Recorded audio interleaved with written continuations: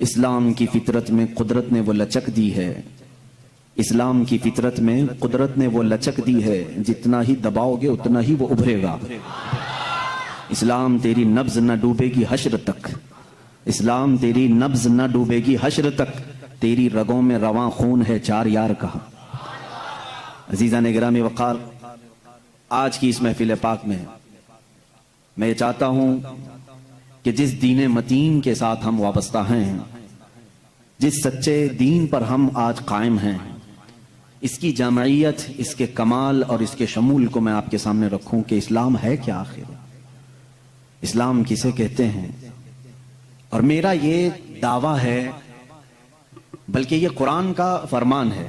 اللہ رب العزت نے فرما دیا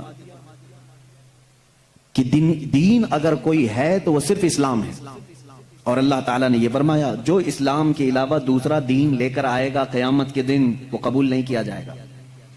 وَمَن يَبْتَغِ غَيْرَ الْإِسْلَامِ، جو غیر اسلام کی طرف توجہ کرتا ہے اسلام کو چھوڑ کر، فَلَن يُقْبَلَ مِنْهُ، قیامت کے دن ہرگز قبول نہیں کیا جائے گا۔ وَهُوَ فِي الْآخِرَةِ مِنَ الْخَاسِرِينَ، اور وہ آخرت میں نقصان اٹھانے والوں میں سے ہوگا۔ اس کا مطلب یہ ہے کہ پورے نوع انسانی، جتنے بھی انسان ہیں، آدم علیہ السلام سے لے کر قیامت تک پیدا ہونے والوں کے لیے، اگر انسان کے مزاج اور طبیعت سے ملتا جلتا کوئی دین ہے تو وہ صرف اسلام ہے، وہ اسلام ہے۔ اور اسلام صرف رسول کریم صلی اللہ تعالی علیہ وسلم سے نہیں چلا ہے، بلکہ اسلام آدم علیہ السلام سے ہے۔ دنیا کا سب سے پہلا دین بھی اسلام ہی ہے، یہ ہمارا دعویٰ ہے، کیونکہ جس دین کی دعوت دینے کے لیے آدم علیہ السلام تشریف لائے وہ بھی عقیدہ وحدانیت ہی ہے، اللہ ایک ہے۔ رب العزت پر ایمان لانا اور آخرت پر ایمان لانا، یہ دو ایسی چیزیں ہیں جو سارے نبیوں نے اس کی دعوت دی ہے، سارے نبیوں نے اس کا انکار کوئی بھی نبی کی شریعت نہیں کر سکتی۔ آج بھی یہودی ہوں، عیسائی ہوں، ان کی بھی کتابوں میں اور ان کے دین میں یہ بات ہے، خدا پر ایمان لانا ہے اور آخرت پر ایمان لانا ہے۔ آج وہ بھی خدا کو مانتے ہیں لیکن اس کے ساتھ کسی اور کو بھی شریک کر لیتے ہیں، آخرت کو وہ بھی مانتے ہیں۔ یہ دو چیزیں ایسی ہیں جس کی دعوت سارے نبیوں نے دی ہے۔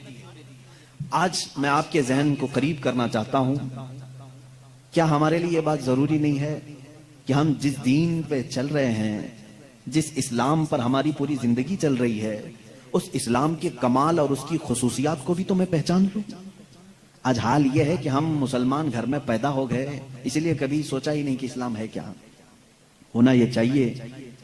میں سمجھتا ہوں کہ کئی ایسے نان مسلم ہیں جو یورپین کنٹریز میں ہوں یا امریکہ، افریقہ وغیرہ کے جو تحقیق کرنے والے لوگ ہیں، وہ مسلمان بچوں سے زیادہ انہوں نے اسلام کو پڑھا ہے، کیونکہ وہ مسلمان تھے نہیں، انہوں نے اسلام کو بہت باریکی سے پڑھا اور تب جا کر کے وہ اسلام قبول بھی کیا اور ان کو اسلام کی اہمیت کا اندازہ بھی ہے۔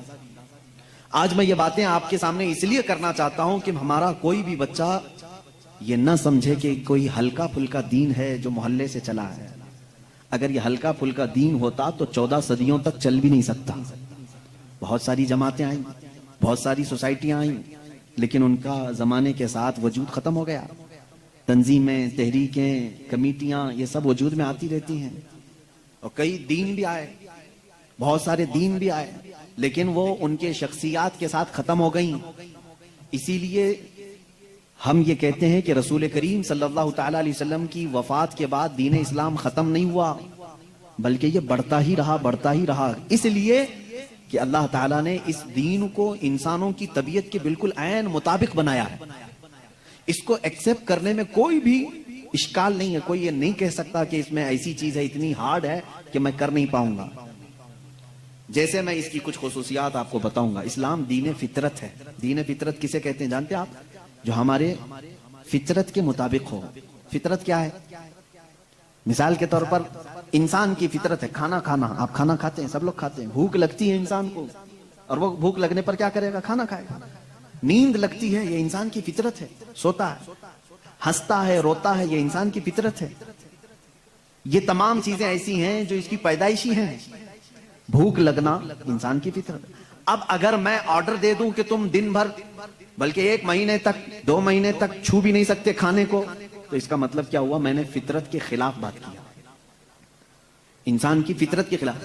آپ کو میں یہ کہوں کہ تم 48 گھنٹے تک سو نہیں سکتے, پلک جھپک نہیں سکتے, تو گویا کہ میں نے فطرت کے خلاف بات کیا.